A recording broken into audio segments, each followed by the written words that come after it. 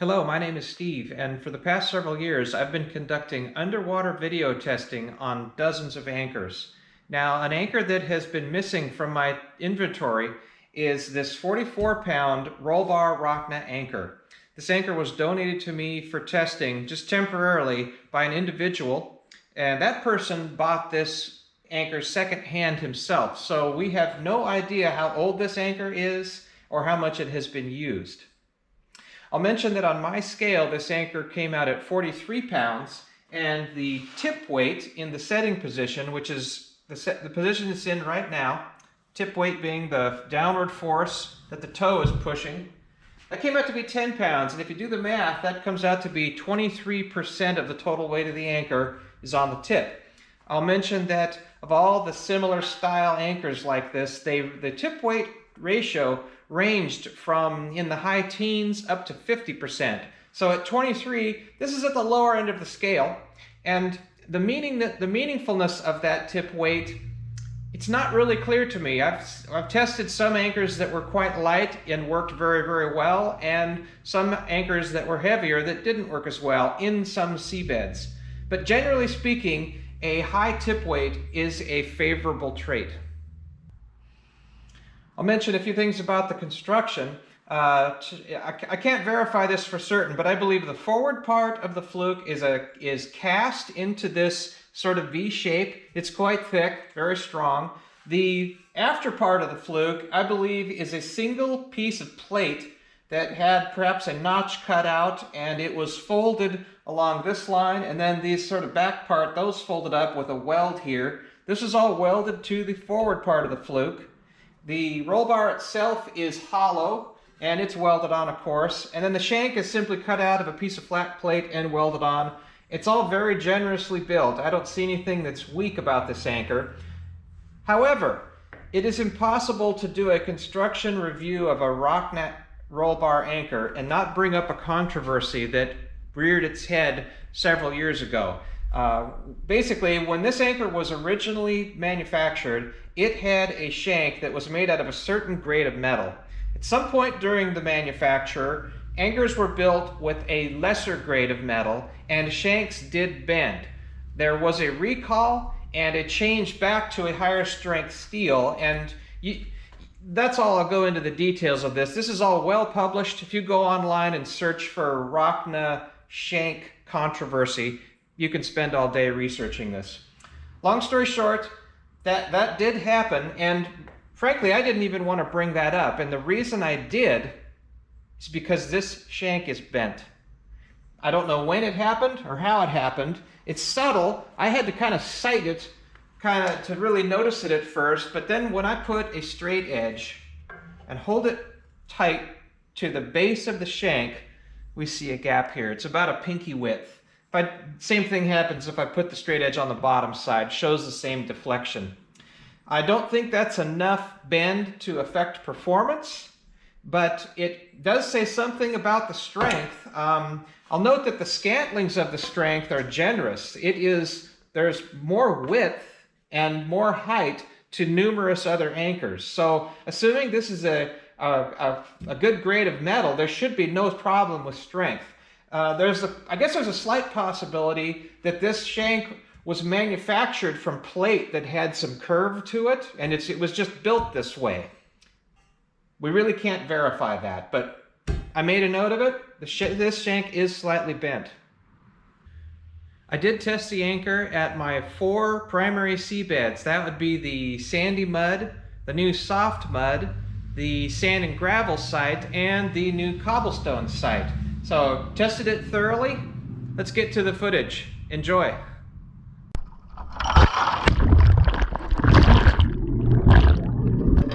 Okay, first test is my so-called deep set test. That initial set was instantaneous. I run up through power starting at 250 pounds of thrust. I hold all these for 30 seconds, but I've edited this time. You're only going to see about 5 or 6 seconds of each thrust setting. We are in 26 feet of water, 105 feet of road, all chain 3/8 inch triple B, works out to be 3.5 to 1 scope. It's the same I do with all anchors for this test. If you go back and pick out a piece of seaweed, you'll find that the anchor really has not moved far. By my eye, I see it's moved 1.5 anchor lengths total up until this point, and this is the point where it starts to move, not fast at the 610-pound thrust setting, but it is creeping a little bit.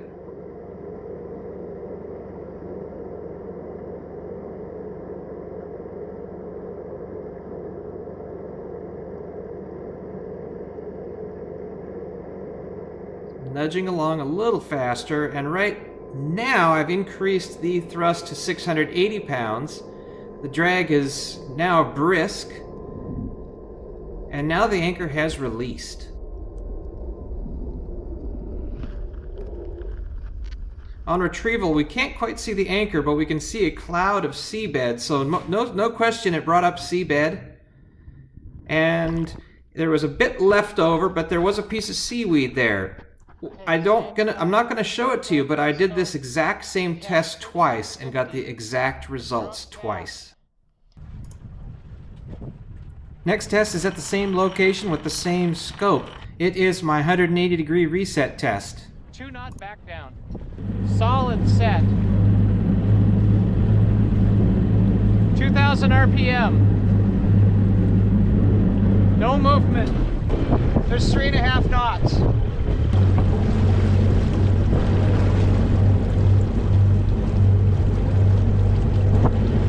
Okay, I felt the anchor release, the bow dropped, but we're still going ahead about a knot, knot and a half, 2 knots. Okay, I'm backing off the power. Knot 1.2, 1.1, we're in idle right now. Still going ahead, 0.9, 0.8, 0.7, 0.5. Doesn't seem to be any holding. Okay, there's 2,000 RPM in reverse, and we are not moving.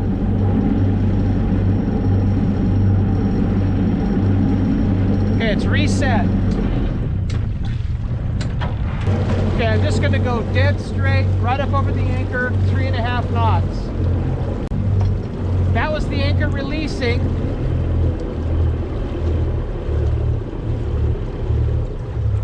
But nothing else after that. 2 knots now, idle power, 1.5, 1.4, got no power on, 1, 0.8, 0.7, 0.5, 0. 2,000 RPM reverse.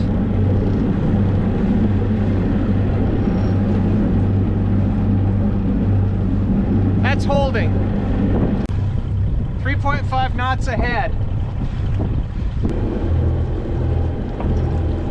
That was the anchor releasing.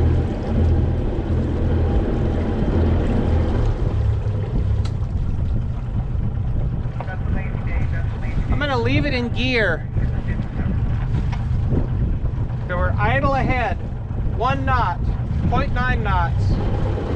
1,500 RPM. 0.6 knots.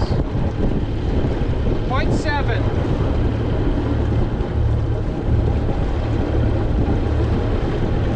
Stable at 0.7 knots, 1,500 RPM ahead.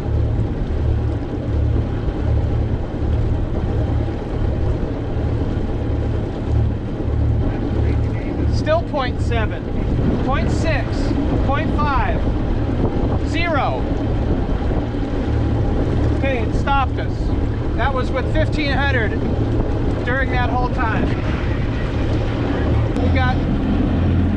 We're going backwards 0.9 knots with 2,000 RPM, so the descent was marginal. 1 knot reverse.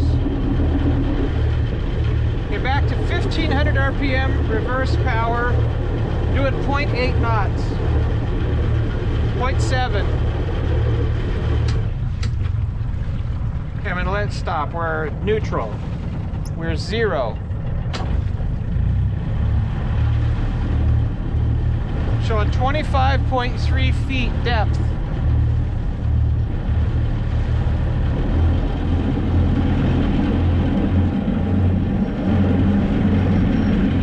It held 1,500 RPM in reverse, but at 2,000 RPM, it's now moving backward 0.6 knots. I'm gonna go ahead and pick up the anchor. Maybe we have a ball of weed. Okay, there was just one piece of leaf on the fluke. Significant size, but just one layer, one big brown piece of weed. I'm gonna retest it. 2 knot back down. Okay, that's set hard. 3.5 knots. Okay, the anchor released. We're still doing 1.9 knots ahead. 2 knots. 2.1. 2. 1.7. Nothing. No weeds, just mud. Mud fouling. Chronic.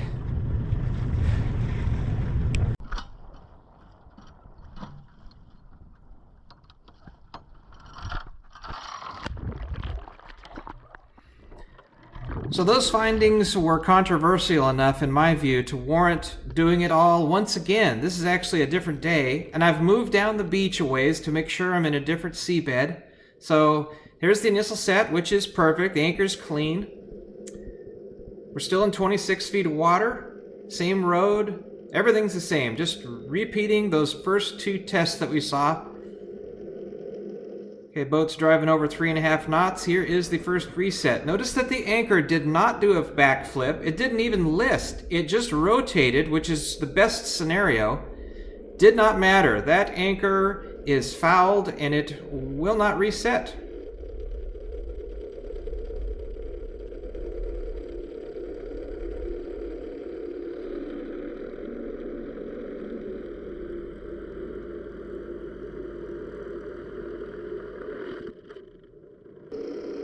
Second reset.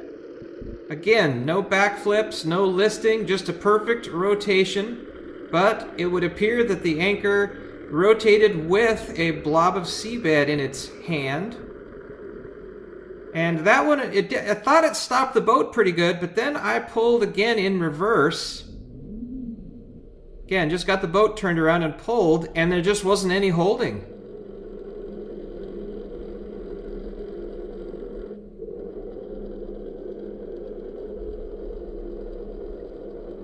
The other anchors that have suffered from this, namely the unmodified Manson Supreme and a few others, they would work maybe half the time. This is not working at all. I did not have one good solid reset hold. It stopped the boat a couple times, but then when I pulled on it some more in reverse, it just kept dragging. Here's the third reset. Once again, it just spun in the seabed just exactly how you'd want it to.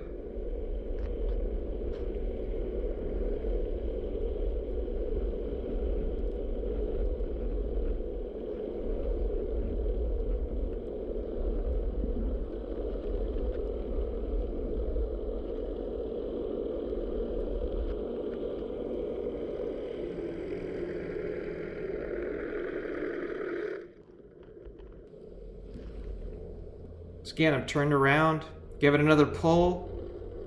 Very little holding in this condition. The anchor can be brought to a complete stop, and it's plenty of time for it to, quote, settle in. Doesn't matter. Once it's fouled, it just doesn't want to produce holding power.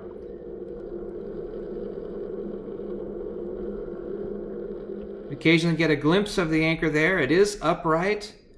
It's in the setting position. This anchor sets just instantaneously in this seabed when it is clean, and has real trouble when it is fouled.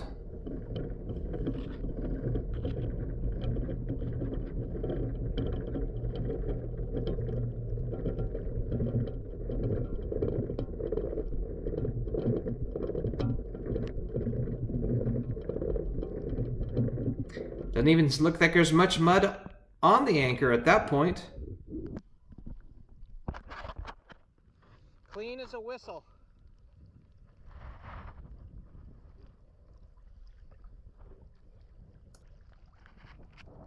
Okay, now we're moving on to my new soft mud seabed over at Scow Bay.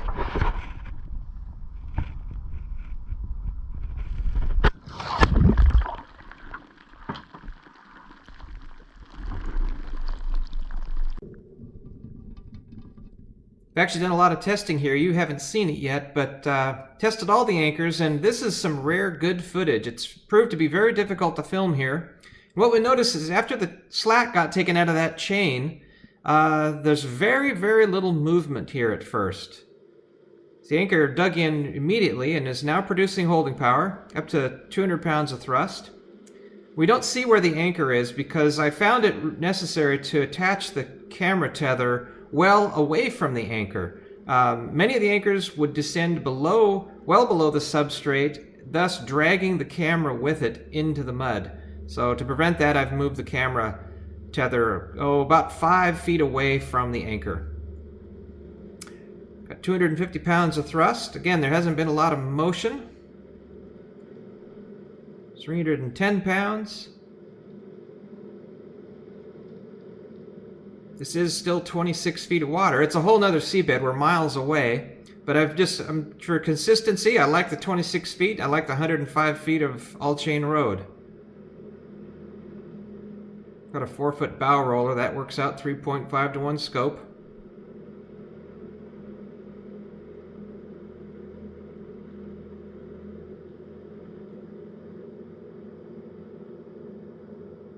At 500 pounds, we notice a little more motion, and in the left there, you can see that the chain is visible. That's toward the boat to the left, and it's up above the substrate. But to the right, I think the chain is buried, indicating that the anchor is well buried.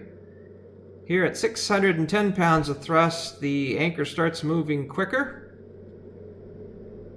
And up at the surface, I can now tell we're moving, so I leave that power in, and indeed, the boat takes off.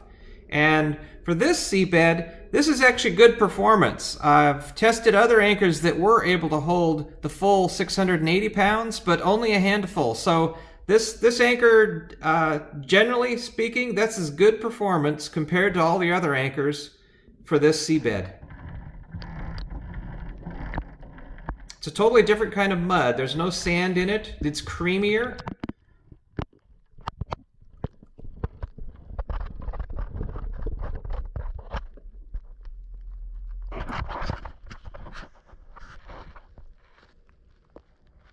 Okay, mud in the first 3 feet of chain. And that's the most mud on any 45-pound range anchor that I brought up.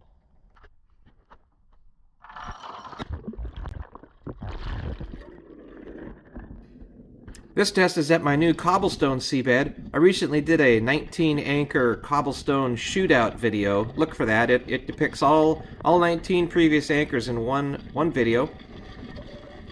This one compares kind of middle of the pack compared to all those. There were a few anchors that could hold more, and some that held less. No anchor was able to fully penetrate and develop very, very high holding power.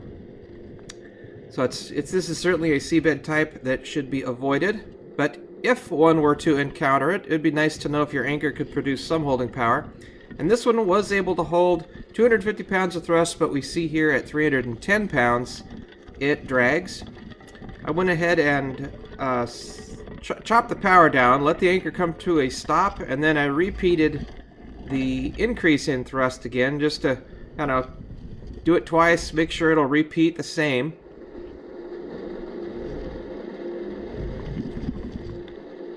And indeed it did. It held 250 pounds again.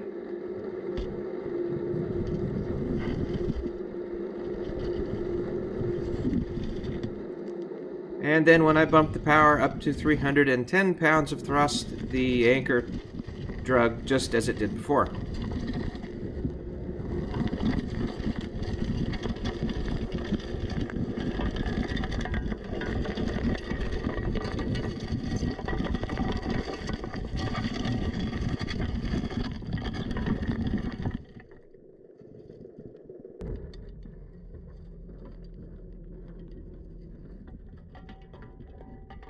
45-pound Rocna, sand and gravel, Point Hudson.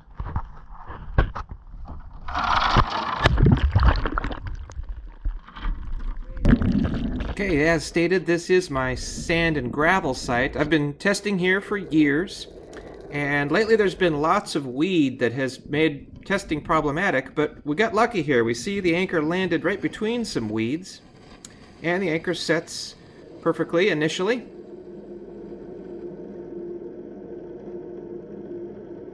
Give it a 2,000 RPM pull or 250 pounds. I don't do high power deep set testing here. I've just done initial sets, and then I follow it with a reversal, driving the boat up and over at 3.5 knots. And I think that anchor remained engaged and sort of stayed under all this weed. The weeds here that we're seeing are just caught on the camera tether. But that was perfect. It did stop the boat, and I turned it around, gave it a pull, and the anchor was secure.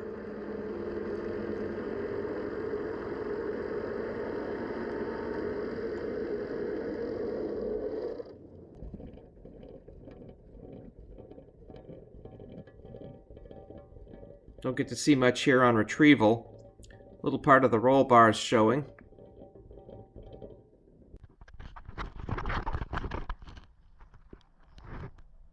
I think this ball of weed, I bet it was sort of caught on the chain, and then as I retrieve the anchor, the weed sort of slides down the chain and gets caught on the anchor.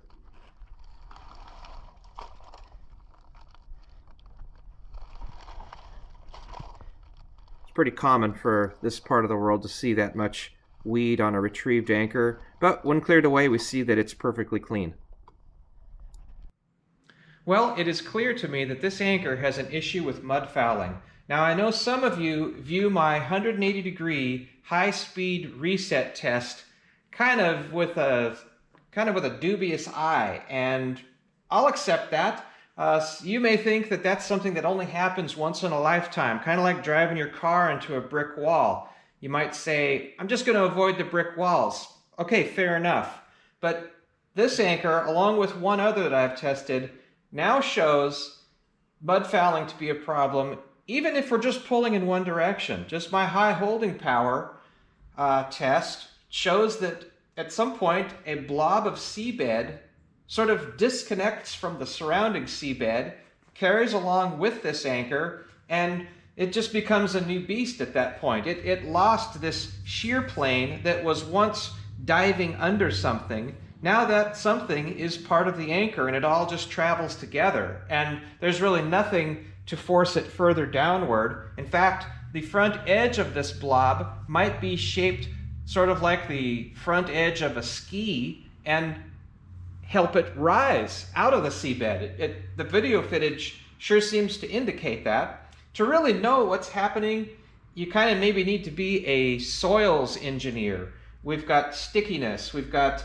angles. It's often been said that if this angle between the shank and the fluke is acute, that will tend to pack in mud and cause it to stick.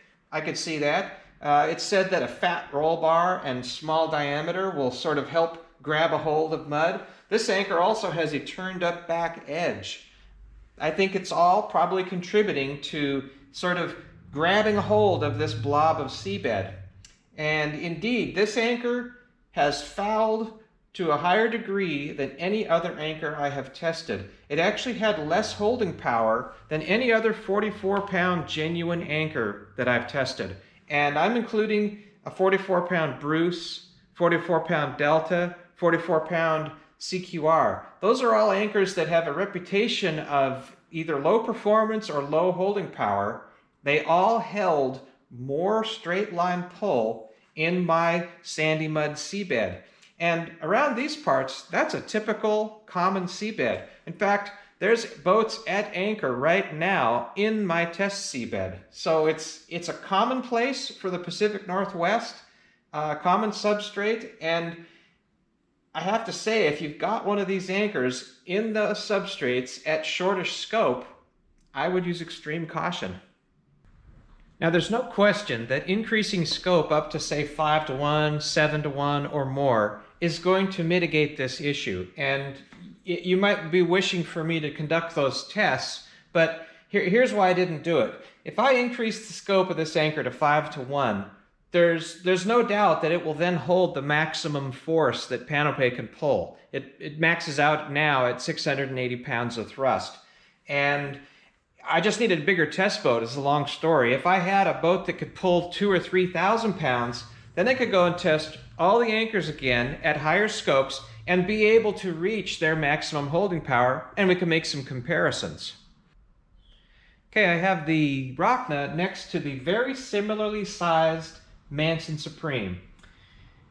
This anchor also mud-fouled in its original condition, and I say original condition because it is now modified.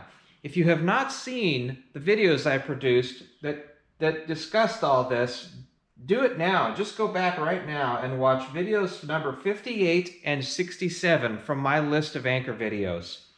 It shows very clearly that this anchor was mud fouling.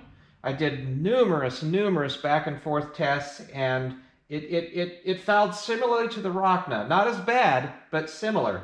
In any event, I changed the shape of the toe. That didn't change anything.